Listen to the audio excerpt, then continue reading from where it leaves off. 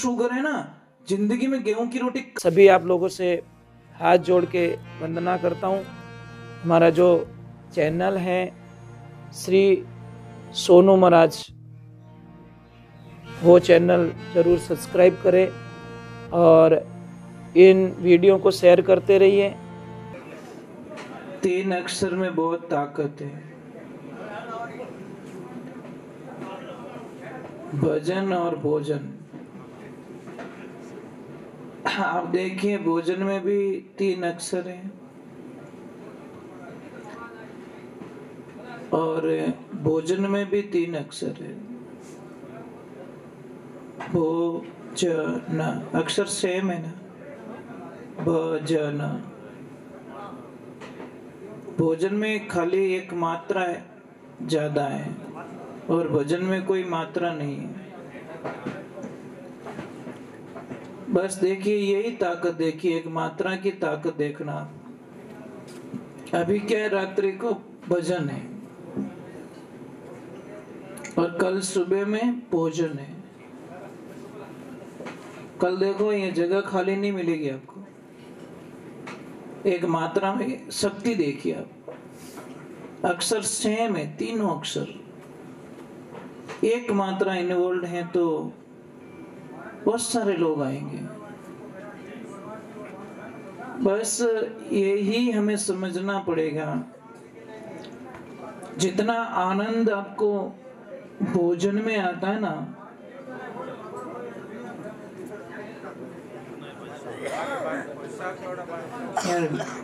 यार लड़े या को रोक ही नहीं सको। पहले बात री री में कट लूण पत्तो ने एक दियो नहीं, खाता ही रही जो। यहाँ से जिन वास्ते के एक तो रसोईया ने कदी नहीं छीजोणो, एक गाड़ी रा ड्राइवर ने नहीं छीजोणो।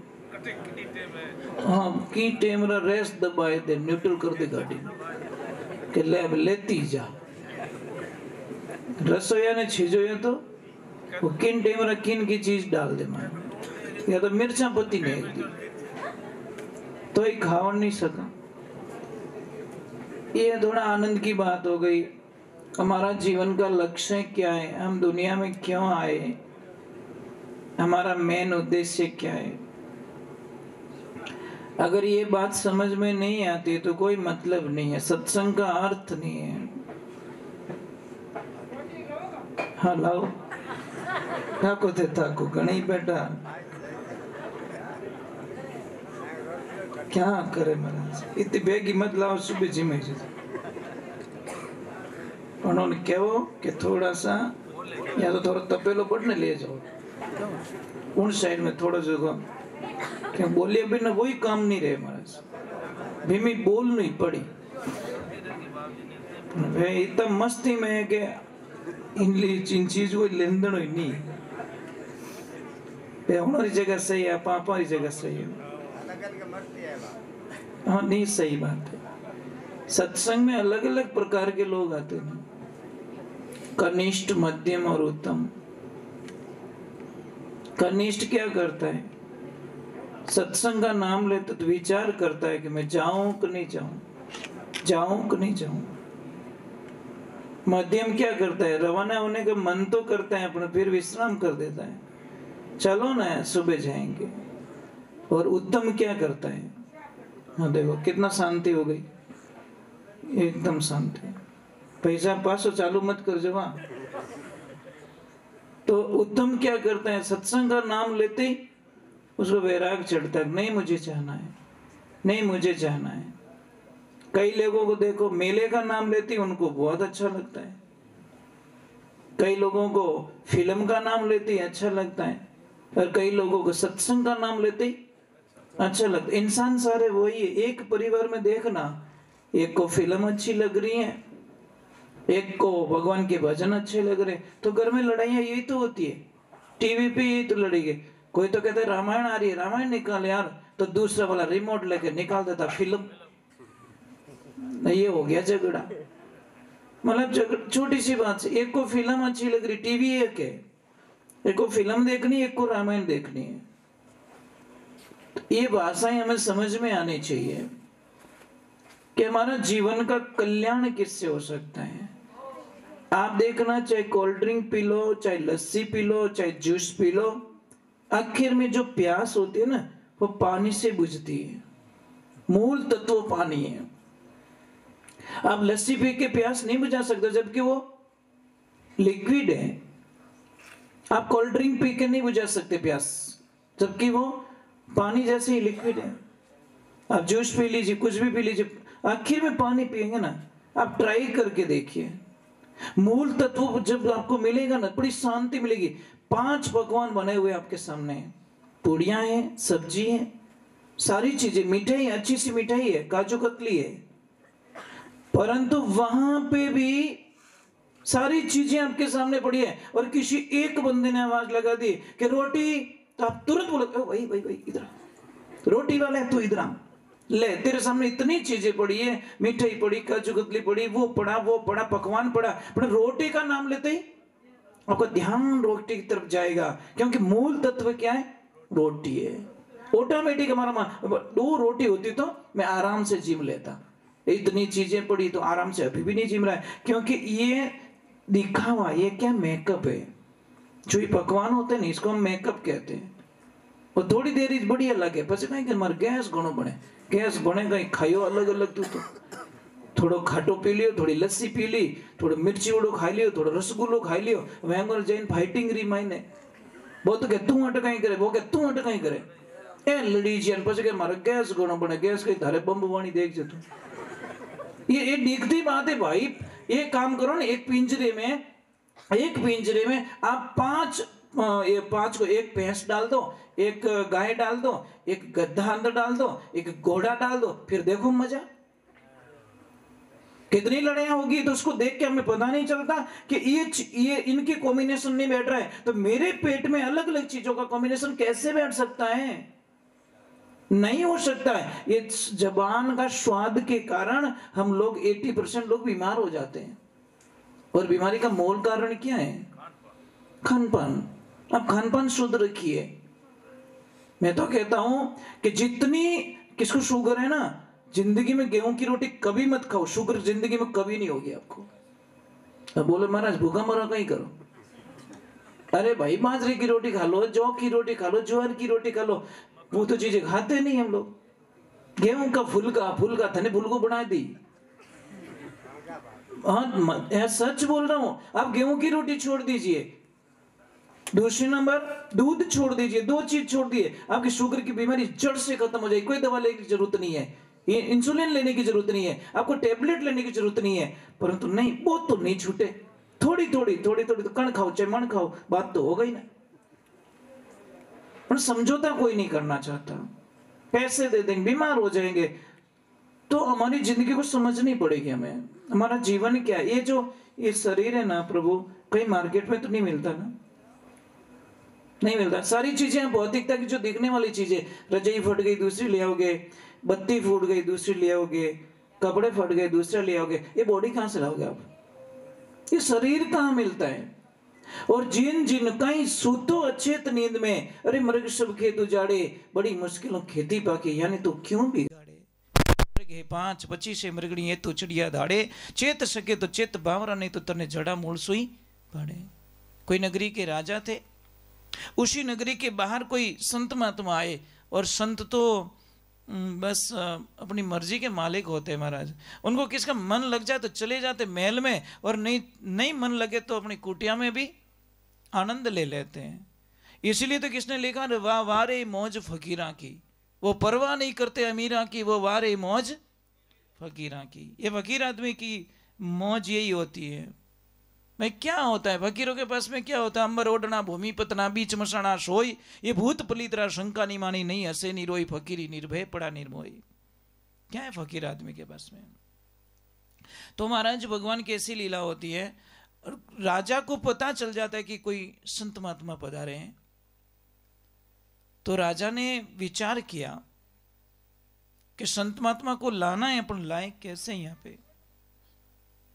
तो थोड़ी सी एक चर्चा फैल गई थी नगरी में। राजा ने क्या बोला कि मेरी जो 10 बकरियां हैं और 1 बकरा है, इनको कोई भी पेट भर के खिला देगा और शाम को इनकी फेवरेट चीजें मैं डालूंगा, अगर ये नहीं खाएगी तो आधा राज उसको भेंट कर दूंगा। अब राज कौन नहीं लेना चाहता, सबको चाहिए राज। तो जितने भी बकरियां चराने वाले थे वो जा जाके पूरा दिन बकरी को खिलाते पिलाते और शाम को लाते, राजा दाना डालता, वो भी डालता तो खा लेती, तो उसको राजा अंदर डाल देता जेल में, तो बकरी को पेट भर के नहीं लाया। ऐसे करते करते पूरी नगरी के लोग खाली हो गए, मतलब बकरी चराने वाले। एक दिन एक भोला आदमी निकल रहा है, जैसे ये मंदिर बनाए तूणा बनाए ऐसे निकल रहा, तो गुरु महाराज ने उस भोले को पूछ लिया कि भोला कहाँ जा रहा है, ये बकरी लेके जा, तू अकेला क्यों आ रहा है, कितने दिनों से मैं देख रहा हूँ तेरे कोई मित्र नहीं आ रहे। तो उस भोले ने बोला कि गुरुदेव मैं क्या बताऊं, सब राज के चक्कर में अंदर चले गए। कि कैसे, कि वो राजा है ना, उन्होंने शर्त रखी 10 बकरियां हैं, एक बकरो है, उसको कोई पेट भर के खिला देगा पिला देगा तो मैं उसको आधा राज भेंट करूंगा। सारे अंदर चले गए। तो गुरुदेव ने बोला बोला तू लेके आ बकरियां को।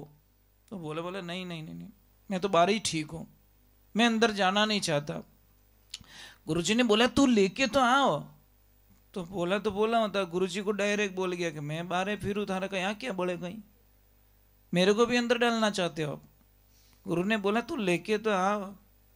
अब गुरु का आदेश नहीं माने तो भक्ति नष्ट होवे, नहीं माने तो भी प्रॉब्लम है ना। गुरु का वचन तोड़ना भी तो बहुत खतरनाक काम होता है। अब भगवान की ऐसी लीला हुई, वो बोला जाता है बैठता है, पूरी सभा जुड़ी हुई थी। बोले को बोला तू कैसे आया, कि हे राजन आपकी 10 बकरियां, एक बकरा मुझे पकड़ा दीजिए, मैं उनको पेट भर के लाता हूं। सब हंसने लगे, इतने होशियार लोग थे, वो तो पेट भर के नहीं ला सके, तू कैसे पेट भर के लाएगा, कि लाओ ना मैं लेके जाता हूं। अब ले जाके डायरेक्ट गुरुजी के आश्रम पे लेके गया और गुरुजी को बोला अगर ये नहीं धापी ना मैं थारो नाम ले लू, पहला कह दूं मैं अंदर नहीं जाना चाहता, मैं फंसना नहीं चाहता अंदर। गुरुजी ने बोला कोई बात नहीं, तू नहीं तो मैं, यार दोनों में से एक चले जाएंगे, क्या फर्क पड़ेगा। भगवान की ऐसी कृपा हुई, भोले को बोला यहाँ रख, बकरियों को सामने खड़ी कर और थोड़ा चारा पानी डाल दे, और एक डंडा पकड़ा दिया। और जैसी बकरी खाने लगे, भोले को बोल दिया इसके नाक पे डंडा मार दो। और आपको पता है जैसे नाक पे लगती है तो कितनी देर तक चक्कर आता है।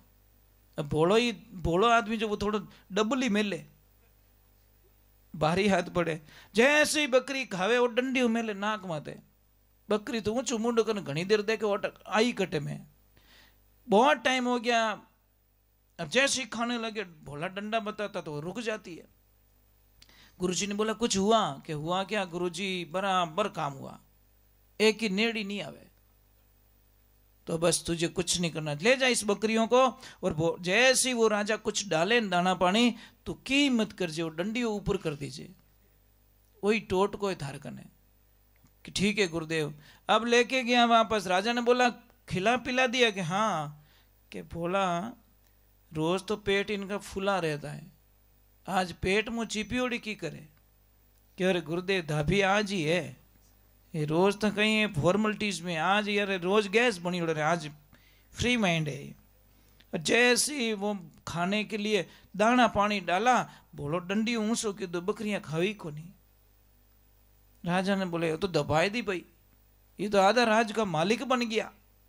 अब जैसे ही आधा राज देने लगा, भोले ने बोला मुझे ये राज नहीं चाहिए, मेरे जितने मित्र अंदर है उन सबको बाहर निकाल दो, बस मुझे कुछ नहीं चाहिए।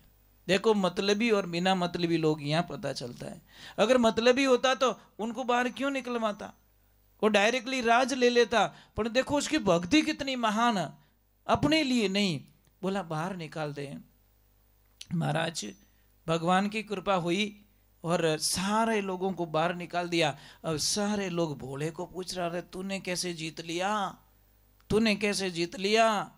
तो वो अकेला गाता जा रहा है, नाचता जा रहा है, झूमता जा रहा है, क्या बोल रहा है, अरे मुकदमा जीतिया रे ए मारा सतगुरु बनिया वकील, मुकदमा जीत गया मैं, मेरे गुरुजी वकील बन गए, उन्होंने सियाण समझाई और मैं समझ गया और जीत गए। इसलिए ध्यान रखिए बिना अच्छी संगत हमारा जीवन का कल्याण नहीं हो सकता।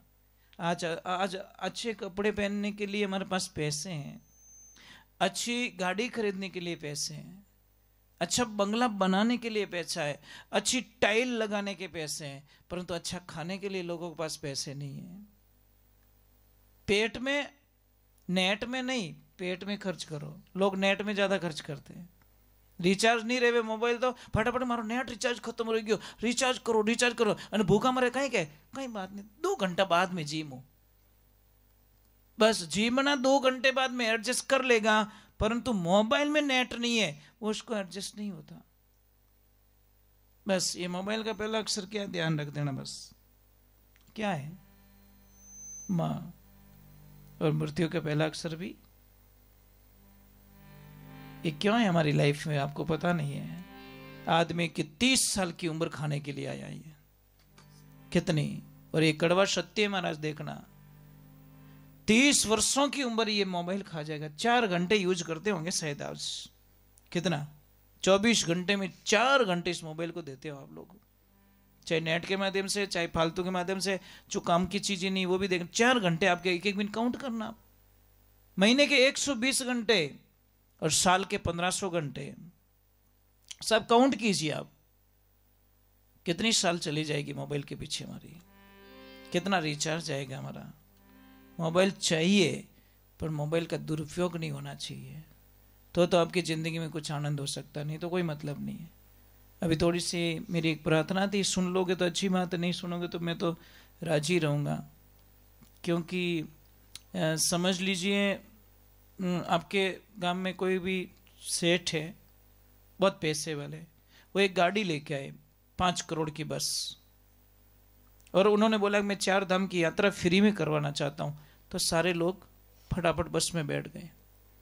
अब गाड़ी का ड्राइवर आता है और सारी चीजें पूछता है, बस कैसी लगी, अच्छी लगी, सारा सिस्टम समझ में आ गया कि हाँ, बस को रवाना करूं कि हाँ। बस का ड्राइवर बोला, एक बात बोलना भूल गया मैं, प्लीज क्षमा करना, कि क्या, कि मैंने सारी चीजें बताई, एसी कहाँ से चालू होती है, लाइट कहाँ से चालू होती है, वो कहाँ से चालू होता है, क्या करना क्या नहीं करना, पर एक बात बताना मैं भूल गया कि कहीं इन बस रे मायने ब्रेक नहीं है, इस बस में ब्रेक नहीं है। अब अंदाज लगाओ, अंदर बैठोगे बाहर निकलोगे आप, क्या बस 5 करोड़ की भाई, बैठोगे नहीं, बैठोगे ना, क्योंकि ब्रेक, बस जिस बस में ब्रेक नहीं, उस बस में यात्रा नहीं करने चाहते। जिस सत्संग में कोई नियम नहीं है, उस सत्संग में बैठने का भी कोई मतलब नहीं, वो बिना ब्रेक की गाड़ी होती है। और नियम बहुत जरूरी है, आप अंदाजा लगाइए, बिना नियम का कोई भी चीज देखिए आप, ये लाइट लग रही नहीं, इसका एक तार बीच में से काट के देखो, लाइट बंद हो जाएगी, सप्लाई बंद, लाइट बंद, हमारा कांटेक्ट टूट जाता है। आप सूर्य के सामने मुड़ते नहीं और सूर्य के दर्शन करना चाहते हो, ये संभव नहीं है साहब, मुड़ना पड़ेगा, सन्मुख होना पड़ेगा। आप राम की तरफ मुड़ते नहीं हो और राम के दर्शन पाना चाहते हो, सवाल भी नहीं हो सकता। आप स्कूल जाना नहीं चाहते और डिग्री लेना चाहते हो, कैसे मिलेगी भाई, नहीं हो सकता। तो आपसे हमारी विनंती है, थोड़ी सी आपको तकलीफ दूंगा, थोड़े हम लोग नाराज भी हो जाएंगे, मेरे पे कोई दिक्कत नहीं, संतों पे ऐसे नाराज लोग होते ही रहते हैं, हमारा जीवन ऐसा ही होता है ना, समझदार तो नहीं होते हैं। थोड़ा सा बैठक आपको चेंज करनी पड़ेगी, माता बहनों को इधर बैठना पड़ेगा, जेंट्स लोग थोड़े इधर आ जाओ, क्योंकि आपके लेफ्ट में जरूरी है, राइट में कभी मत बैठाओ, नुकसान आता है। आप ट्राई करके देख लो, चाहे यात्रा हो, चाहे खेत में हो, चाहे घर में हो, चाहे भोजन करते हो, आप लेफ्ट में बैठाइए। नहीं थोड़ी तकलीफ दे रहा हूं, इसीलिए मैं पहले क्षमा मांग लिया, नहीं तो मैंने हाका करो बार कि ए महाराज मैंने भोड़ा पाड़िया, पर क्या करे महाराज, नहीं आप तो बैठे रहो, आपको तो कोई, तो ऊंचो हाथ करना, इससे 2 फायदे हैं हमको, थोड़ा व्यायाम भी हो जाता है और दूसरे नंबर परमात्मा का अभिवादन भी हो जाता है। अब एक ध्यान रखिए, कई लोगों के मन में, अच्छा मेरी भाषा समझ में आ रही है, तो ठीक है, ठा पड़ियो ठीक है, किन किन ठा नहीं पड़े तो कहीं करो, अच्छा सरकार हाल ही है।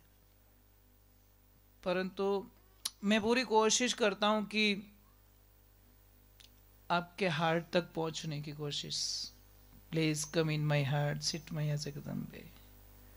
कोशिश करता हूं, फिर भी कोई कमी रह जाती है, और कमी तो रहती है, सब मानव है, कमी तो रहेगी, आखिर में इंसान है, कहीं न कहीं कमी रह जाती है। तो आप लोगों से मेरी विशेष निवेदन था कि कई लोगों को बहुत बड़ी एक शंकाएं होती है, सत्संग हम भोजन क्यों करते हैं? हमारी भूख मिट जाए। पेट की जो अग्नि है ना, भूख का मतलब क्या है? पेट में अग्नि, अग्नि जलती है, जठ अग्नि, जब भोजन करते हैं तो वो ठंडी हो जाती है, तो कहीं के हमारी भूख शांत हो गई। नींद क्यों लेते हैं? थोड़ा आराम मिल जाए। पानी पीते प्यास बुझती है। और सत्संग क्यों सुनते हम लोग? कपड़े देखो, सारे कपड़े हम उजले कपड़े पहन के आते हैं, बस बाहरी जो दिखावा है ना, हमें बहुत अच्छा लगता है। दीवार तोड़ के देखना घर की, मैंने तो वो सीमेंट लोहिया ही चिपियाड़ा है, पर बाहर टाइल्स लगा दी, कहीं मकान फूट रो बड़े, एक टाइल निकाल के देख, मजा आएगा तुझे। ओरिजिनलिटी अंदर देखनी है तो एक टाइल निकाल दो। बस हमारी जो बाहरी परत है ना, उसके लिए बहुत सारा समय हमारा बर्बाद होता है। हमें रियलिटी जाननी है, रियलिटी, रियल नहीं। एक रियल हीरो होते हैं, एक रियल हीरो होते हैं। हमारे रियल हीरो कौन है? हमारे जो बॉर्डर पे खड़े हैं आर्मी वाले।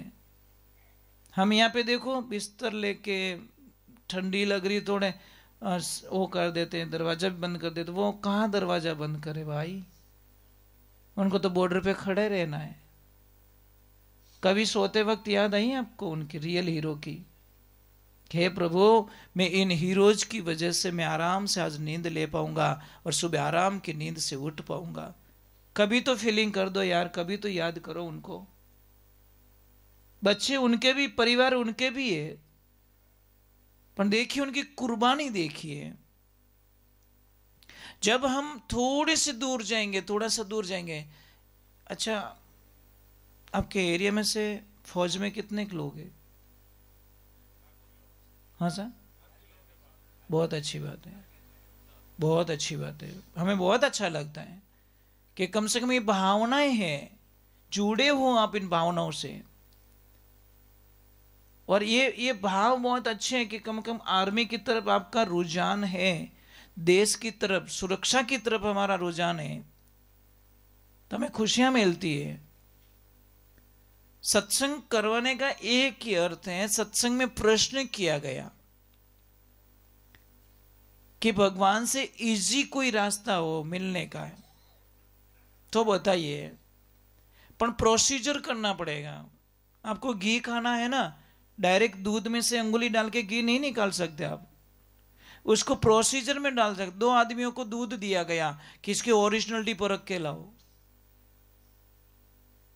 एक तो गया दूध की डेयरी पे, फैट देख के आ गया कि इतने फैट आ रहे। दूसरा बोला कि 2 दिन का मुझे टाइम चाहिए। उसने दूध को गर्म किया, नॉर्मल लेवल पे लाया, जामन डाला, दही बनाया, फिर मंथन के माखन बनाया और घी बना के बोला कि ओरिजिनल ये था। इसमें 30 लीटर दूध था, 29 लीटर गायब हो गया, 1 किलो घी बना इसका। ओरिजिनलिटी ये थी और सत्य ये है। अब घी को वापस कोई दूध तो नहीं बना सकता। और दूध, घी की ताकत देखिए आप, ताकत देखिए आप। 1 किलो घी लीजिए, कोई कढ़ाई में डाल दीजिए और 500 लीटर उसके ऊपर दूध डाल दो, वो आके ऊपर बैठेगा। बोला तुम्हारी औकात नहीं है अभी कि मुझे नीचे की उस परत में डाल सको, मैं बैठूंगा तो ऊपर। यही जगत और भगत का विवरण है महाराज, यही है। जो समझ जाता है वो वहां तक प्रोसीजर में तो आपको जाना ही पड़ेगा। हम सत्संग सुनना नहीं चाहते हैं, ध्यान करना नहीं चाहते। मैंने कई लोगों को प्रश्न करता रहता हूँ कि आपने दीक्षा किस किसने ली, बहुत सारे लोग अपराध करते हैं, मेरे गुरुजी है, मेरे गुरुजी है। फिर वापस प्रश्न करता हूँ कि गुरु मंत्र किसको किसको याद है, तो शायद 70% लोग हाथ ऊपर नहीं करते। फिर वापस बात करता हूँ, बोलता हूँ कि भाई गुरु मंत्र याद है तो जप कौन कौन करता है, तो फिर 2% ही लोग अपराध करते हैं, 98% फेल हो जाते हैं। आप कोई भी पौधा रोप के देखिए, पानी मत डालो, वो सूख जाएगा। आप गुरु मंत्र लिया, उसको जप नहीं कर रहे हो, मैंने बोला ना, रिचार्ज नहीं कराया तो मोबाइल कोई काम का नहीं है। भले 5 लाख का है मोबाइल है आपके पास, अपन उसमें रिचार्ज नहीं है तो डब्बो लेन फिरो भी नहीं कि मार्केट मोबाइल है अपन टावर आई को नहीं, कहीं टावर मैंने रिचार्ज को नहीं करी। तो गुरु मंत्र, मंत्र मंत्र इस शब्द को समझो, मन को तर कर देता, वो मंत्र रहता है। ओम नमो भगवती माँ बोले प्रक्रमाए मनोविलासे तो मन स्तंभ कुरु कुरु स्वा, इस मन को इतना प्रफुल्लित कर देता है, उसको कहते हैं गुरु मंत्र।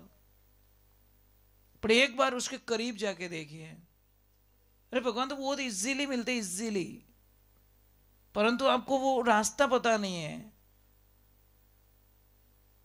इसलिए भगवान आपको पता है कि भागवत जी में एक कथन आता है, जब भगवान कृष्ण भगवान समझाने के लिए जाते हैं कौरवों को कि भाई युद्ध मत करो, लड़ाई का कोई मतलब नहीं है, 5 गांव दे दो और बात खुद खत्म करो, ये समझाने के लिए आने वाले थे कल। और आज का प्रोसीजर विदुर जी को पूछा गया कि विदुर जी आप अपनी नीति क्या कहते हो, आपका विचार क्या कहता है, हमें क्या करना चाहिए।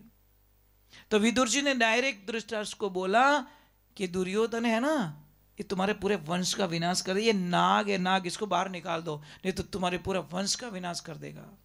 ये बात दुर्योधन ने सुन ली कि काका रोटी हमारे खाते हो, भोजन हमारे खाते हो, नौकरियां करते हो और मेरी निंदा करते हो, चले जाओ यहां से।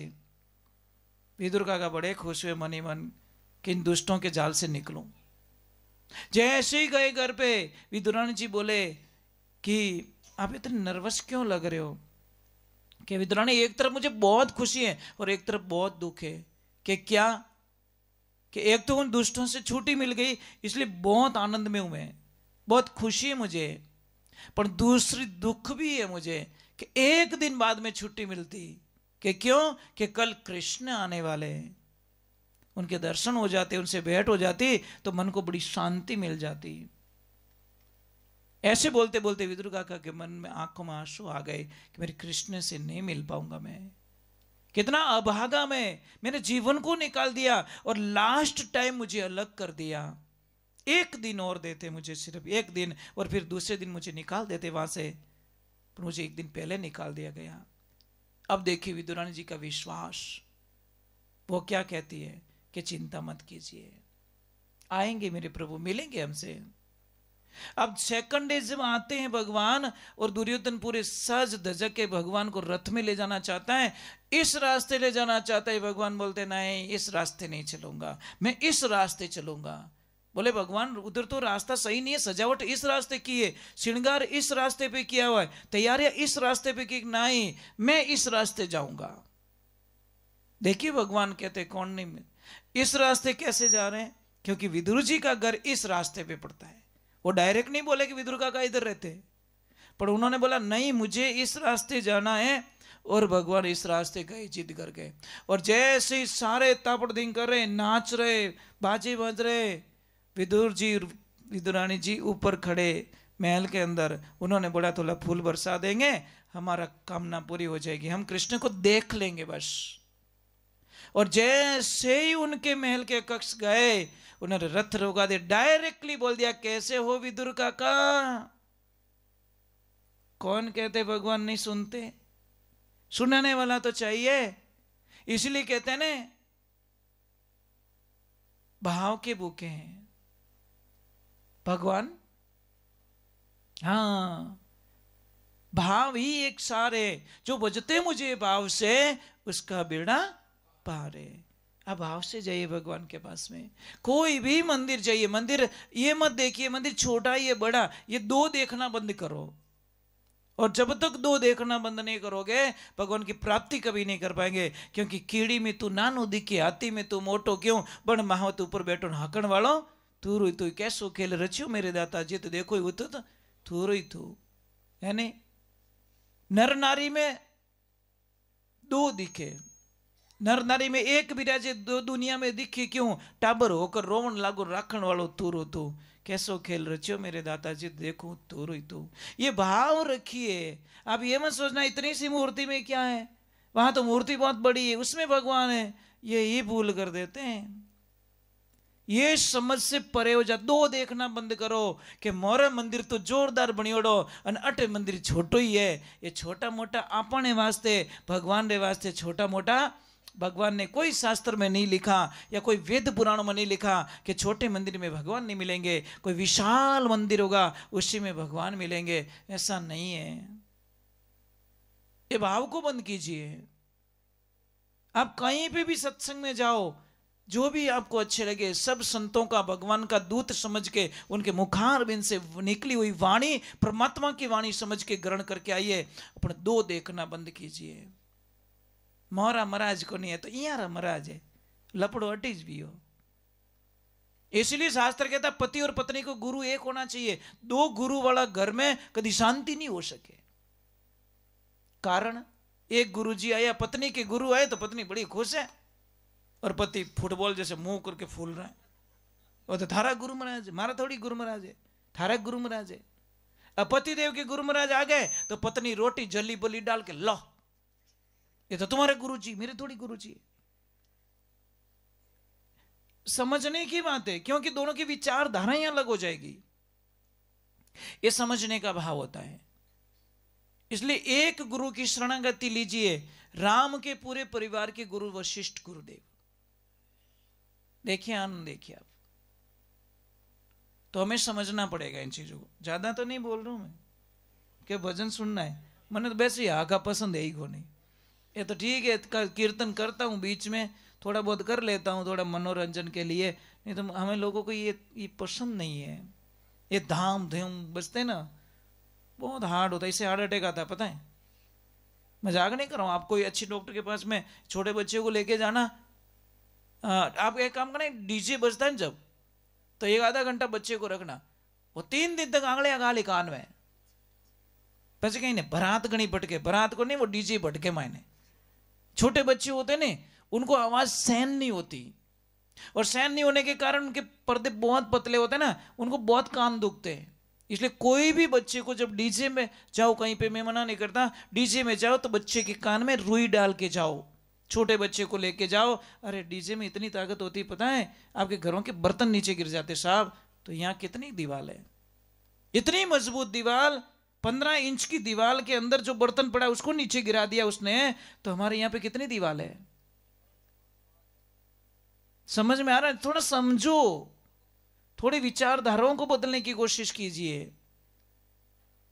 शांति, मैं तो इतना मानता हूं, ठहरे हुए पानी में अपना चेहरा देख सकते हो, चलते हुए पानी में चेहरा नहीं दिखेगा। बोलिए सदगुरु जी मरण कुण नहीं है। इसलिए भगवान ने बोला ऐसा प्रसाद दिया जाए, वो क्या नहीं, मारो मारो मारो, ले हमें राम राम कर तू, कोई नेड़ो नहीं आवे महाराज।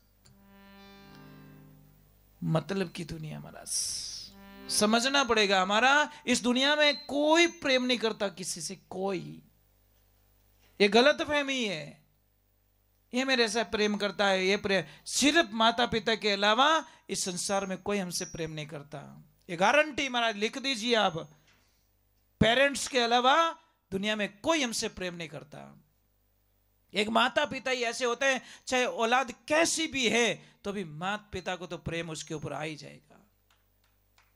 और एक ट्राई करके देखना, जो अणकमाऊ से अणकमाऊ बेटा है ना, उसको भी सबके सामने मां डांट लेगी, जा तुझे खाना नहीं मिलेगा, और वही मां रात को 12 बजे छाने छाने ले जाने मैंने रोटी खिलावे महाराज, उसको मां कहते हैं। किसी की पत्नी मर गई, छोटा सा बालक, आदमी बहुत अच्छा था, बहुत अच्छा नहीं बहुत अच्छा, उसने बोला मैं दूसरी शादी नहीं करूंगा, पर लोग रेवण कट दे, लोगों ने खटके आंख क्या में घोर हो रहे जी हो, उसको बोला दूसरी शादी कर ले, तेरी जवानी, अरे जवानी गई पानी में, मुझे शादी नहीं करनी, मेरा बच्चा है, मैं इसको देखूंगा और इसके जीवन बनाऊंगा। पर लोग लारे पड़िया तो एड़ ही पड़िया, दूसरी शादी करवा दी। भगवान की ऐसी लीला हुई। अब उसको काम था बाहर, तो छोटे से बच्चे 1.5-2 साल के बच्चे को अपनी नई पत्नी के साथ में छोड़ के गया। नई पत्नी थी ना, उसके पास बच्चे को छोड़ के गया और चला गया।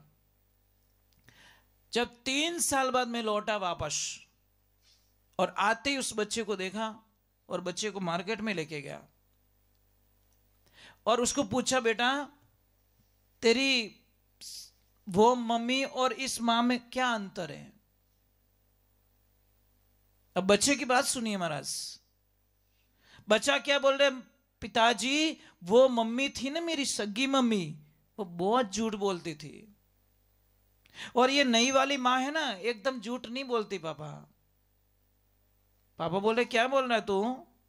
तेरी सगी मां झूठी थी और ये सच्ची है कि हाँ पापा मैं सच बोल रहा हूं। मेरी जो सगी मां थी ना वो बहुत झूठ बोलती थी, और ये नई मां है ना झूठ नहीं बोलती पापा। कि वो कैसे? कि मेरी जो सगी मां थी ना, कहीं पे भी कोई गलती हो जाती या कपड़े धूड़ में कर देता या कुछ गलती कर देता तो 2 झापट रख के बोलती, शाम को तुझे खाना नहीं मिलेगा। पापा बताएं, सुबह बोलती खाना नहीं मिलेगा और शाम को खाना खिला के सुलाती। तो झूठी थी ना पापा, वो झूठ बोलती थी ना। वो बोलती कि सुबह खाना नहीं मिलेगा शाम को, फिर भी वो खाना खिला के मुझे सुलाती थी। और ये मम्मी बोलती नहीं तुझे 2 दिन खाना नहीं मिलेगा, तो सच में पापा ये झूठ नहीं बोलती, 2 दिन खाना ही नहीं देती मुझे। फर्क इतना ही है। एकदम उस आदमी की आंखों में आंसू आ गए, अरे मेरे प्रभु वाह। इसलिए पेरेंट्स इज गॉड। मैं सिर्फ माता पिता को भगवान मानता हूं साहब। और जिस दिन आपको यह बात समझ में आ जाएगी माता पिता की, उस दिन दुनिया के बेताब बादशाह बन जाओगे आप। माता पिता की बातें क्यों कड़वी लगती हम लोगों को? क्यों पापा कुछ कहते हैं तो गलत लगती है, क्यों मम्मी कुछ कह देती है तो गलत लगती है? और जिन जिन बच्चों को माँ बाप की बातें खरी लगती है ना, देखना महाराज उनका तो भविष्य खराब हो चुका है। जिंदगी में कभी सक्सेस नहीं हो पाएंगे। ये ट्राई करके देखना। ये दिल है ना साहब, दुनिया वालों को देखे देखो, खेलेंगे तुम्हारे दिल से। ये दिल दुनिया वालों को दोगे तो दुश्मन तुम्हारे 1000 खड़े हो जाएंगे। ये दिल अगर मेरे प्रभु को दोगे तो चाहने वाले लाखों लाइन में खड़े हो जाएंगे। फर्क इतना ही पड़ेगा। ये दिल भगवान को दे के देखो, एक बार ट्राई करके देखो, एक बार प्रेम करके देखो मेरे प्रभु से, जिंदगी में बहुत खुशी आएगी। पर क्या करे, ये मोबाइल कहते हैं I miss you, I like you, मरो मरो बस, कुछ नहीं मिलने वाला है। बस मिलेगा तो परमात्मा की भक्ति के अलावा कुछ भी नहीं है। आप कहीं पे भी दिल लगा के देखो, रोने के अलावा कुछ नहीं मिलेगा साहब। और एक बार परमात्मा से प्रेम करके देखो। देखो यहाँ संतों की समाधि देखिए, इन्होंने परमात्मा से प्रेम किया, ईश्वर से प्रेम किया। आज हजारों साल वर्षों बीत गए तो भी उनका नाम ब्रह्मांड में कोई मिटा नहीं सकता। ये परमात्मा की भक्ति का आनंद है। जय हो। हाँ यहाँ पे लेके जी, बहुत बहुत धन्यवाद है आपको कि शायद जय हो जय हो। क्या बात है गुरुदेव के।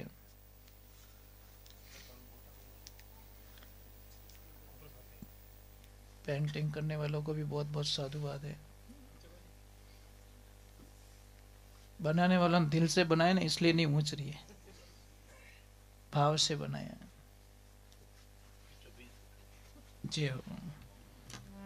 देखो अभी संत महात्मा की बात हुई और गुरु जी की तस्वीर सामने आ गई।